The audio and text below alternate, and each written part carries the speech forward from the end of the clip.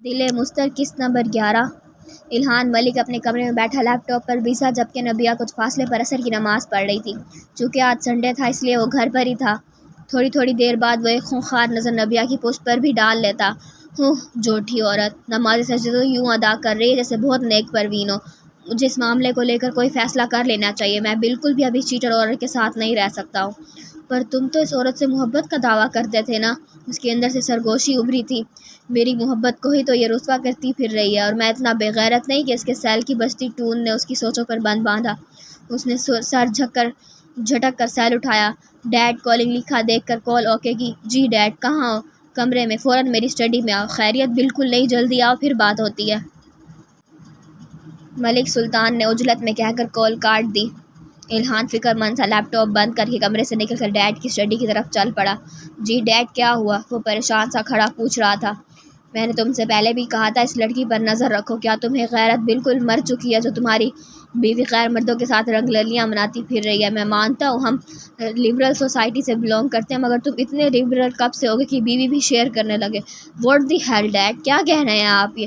ملک سلطان کی بات پر پوری طاقت سے چلایا۔ ٹھیک کہہ رہا ہوں میں، تم شاید بے غیرت ہو چکے ہو مگر میں نہیں ہوا، اس لیے شاطر لڑکی پر نظر رکھے ہوئے ہوں۔ وہ دیکھو اپنی لاڈلی بیوی کا کارنامہ۔ میں تمہیں اس کی ماں کے بارے میں باور کروا چکا تھا، اور دیکھو اس نے ثابت کر ہی دیا کہ وہ بد کردار ماں کی بد کردار بیٹی ہے۔ باپ کی بات پر وہ چیل کی تیز سے ٹیبل پر خاکی لفافے کی طرف جھپٹا۔ الہان نے کانپتے ہاتھوں سے لفافہ کھولا اور اس میں سے نکلتی تصویروں کو دیکھ کر اس کی آنکھیں چندیاں گئی تھیں۔ شک کے بیج کی جڑیں پھیل کر ایک تناور درخت بن چکی تھی، جنہوں نے اس کے دل، دماغ اور آنکھوں کو مکمل طور پر اپنے قابو میں لے لیا تھا۔ وہ کپاتی آواز سے بولا، یہ جھوٹ نہیں ہے الہان۔ ملک سلطان جلدی سے اس کی بات کاٹ کر استگ آئے۔ میں جانتا ہوں تم اس سے بہت محبت کرتے ہو، تمہاری زندگی میں آنے والی وہ پہلی لڑکی ہے، پر اس کا مطلب یہ نہیں کہ ہم اس کے اعمال پر آنکھیں بند کر لیں۔ وہ ایک کریکٹر لیس لڑکی ہے الہان۔ کیا تم ایسی عورت کے ساتھ مزید گزارا کر سکتے ہو؟ ملک سلطان مدھم انداز سے شہد میں ڈبو کر زہر اگل رہے تھے۔ الہان نے باپ کو دیکھا۔ نہیں، اس کی بھینچے ہونٹوں نے ہلکی سی سرگوشی ابھری۔ پر جو بھی فیصلہ کرنا سوچ سمجھ کر کرنا۔ میں فیصلہ کر چکا ہوں ڈیڈ، اس عورت کو چھوڑوں گا نہیں۔ اس نے مجھے دھوکہ دیا، میری محبت کا مذاق بنایا اس نے، میں نہیں چھوڑوں گا اسے۔ وہ آستین سے گالوں پر بکھرے آنسو پونچھتا تصویریں اٹھا کر دادے کی جانب بڑھا۔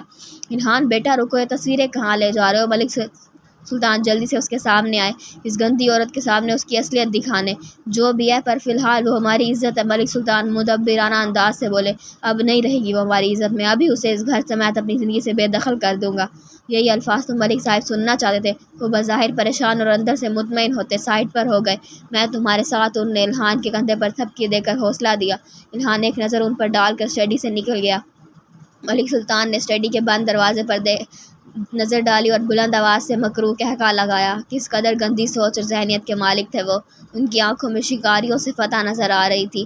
اس وقت وہ انسان نہیں بلکہ وہ سانپ لگ رہے تھے جو اپنی اولاد کو اپنے ہی زہر سے ڈس لیتا ہے، اور وہ ڈس چکے تھے بہت بھیانک انداز سے۔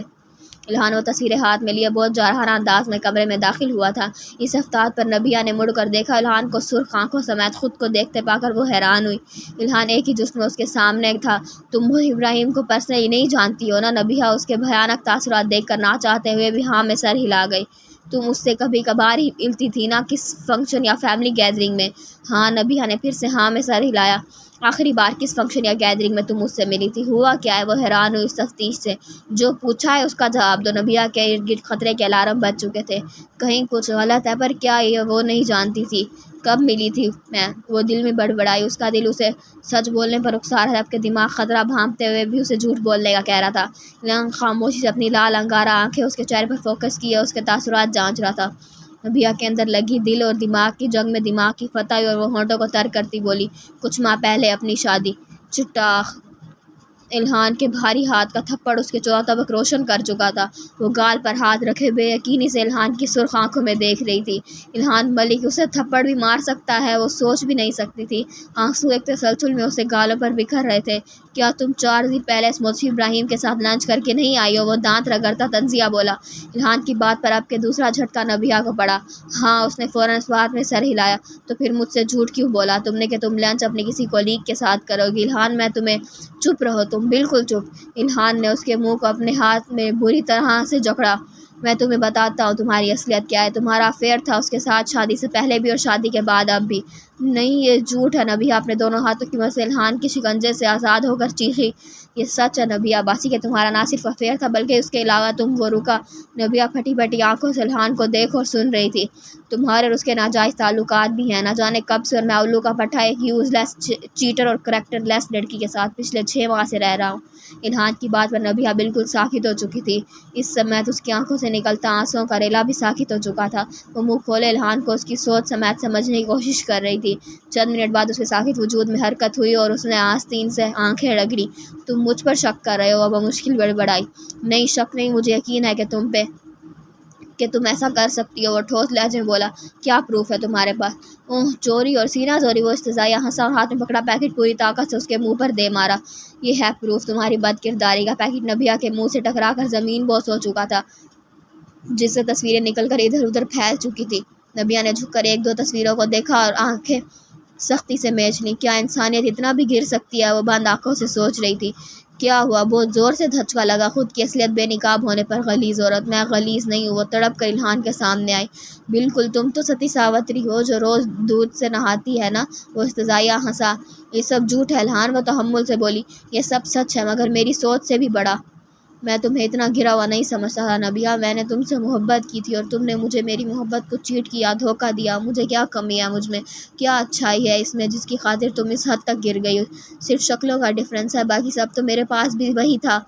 نبیہ اس کی بات کی گہرائی کو سمجھتی 2 قدم پیچھے ہٹی تھی۔ انسانیت واقعی گر سکتی ہے، اسے یقین آ چکا تھا۔ الہان، وہ سب اپنی زبان سے مت نکالو کہ بعد میں تمہیں اپنے لفظوں پر پچھتاوا ہو۔ پچھتاوا تو ہو رہا ہے مجھے تم جیسی گری ہوئی لڑکی سے محبت کرنے کا، اسے باعزت طریقے سے اپنی زندگی میں شامل کرنے کا۔ اگر میں پہلے جان جاتا کہ تم یوں بنا کسی جائز رشتے کے یہ سب کر سکتی ہو تو میں تم سے شادی کا کھڑا کی نہ ڈالتا۔ وہ زمین پر تھوک کر بولا تھا۔ تم مجھ سے محبت کرتے الہان، اور سچی اور معتبر محبت جسم سے نہیں روح سے کی جاتی ہے۔ وہ دکھ سے بولی۔ مجھے تم سے محبت تھی جو میری زندگی کی سب سے بڑی غلطی تھی، مگر اب مجھے تم سے محبت نہیں ہے کیونکہ اب میری زندگی میں تمہاری کوئی جگہ نہیں رہی۔ وہ نفرت سے بولا۔ یوں کہو کہ جی بھر گیا ہے مجھ سے، اس لیے زندگی سے نکالنا چاہتے ہو۔ نکال دو، میں تم سے بھیک نہیں مانگوں گی، مگر میں تمہیں اس بات کی اجازت بھی نہیں دوں گی کہ تم اتنے رقیق الزامات لگا کر مجھے اپنی زندگی سے بے دخل کرو۔ یہ رقیق الزامات سچ ہیں۔ یو نو واٹ، میں ہی عقل کا اندھا تھا جو آنکھیں بند کیے تم پر ٹرسٹ کرتا رہا، ورنہ ڈیڈ نے ٹھیک ہی کہا تھا، تم جس ماں کی بیٹی ہو تم سے ایسی ہی امید کی جا سکتی ہے۔ میری ماں کو بیچ میں مت لاؤ الہان، کیونکہ یہ سب جھوٹ ہے۔ کوئی مجھ پر الزام لگا رہا ہے۔ میں ملطف ابراہیم سے کانٹیکٹ میں ہوں، مگر اس طرح کا نہیں جس طرح کا ان تصویروں میں دکھایا گیا ہے۔ میں نے جتنا بے وقوف بننا تھا بن لیا، اور تم نے جتنا گرنا تھا گر لیا۔ اب نہ تو مجھے تم پر یقین رہا ہے اور نہ ہی میں تم پر کبھی یقین کر سکوں گا۔ اعتبار اور عزت اگر ایک بار اڑ جائے تو کبھی واپس نہیں آتے نبیہ باسی، اور تم اپنا اعتبار کھونے کے ساتھ اپنی عزت بھی۔ اس نے رک کر نبیہ کے اجڑے چہرے پر نفرت زدہ سی نظر ڈالی۔ ایک بد کردار کی بیٹی بد کردار ہی ہو سکتی ہے، میں مان چکا ہوں، لہٰذا میں الہان ملک تمہیں طلاق دیتا ہوں۔ الہان، پچھتاوے کا ناگ ڈستا ہے تو بہت تکلیف ہوتی ہے، اور میں نہیں چاہتی تم اس تکلیف سے گزرو۔ اس کی آنکھوں میں دیکھتی بولی تھی، لہجے میں نہ التجا تھی نہ حکم، بس سرسری سا لہجہ تھا کہنے کا۔ میں تمہیں طلاق دیتا ہوں الہان۔ میں ملک سلطان کیس سے متعلق ملطف ابراہیم سے ملی تھی۔ وہ پھر سے عام سے لہجے میں بولی، میں تمہیں طلاق دیتا ہوں۔ اگر تم میں مزید ذرا سی بھی شرم و حیا باقی ہے تو اپنی جھوٹی صفائیاں دینے کی بجائے یہاں سے چلی جاؤ۔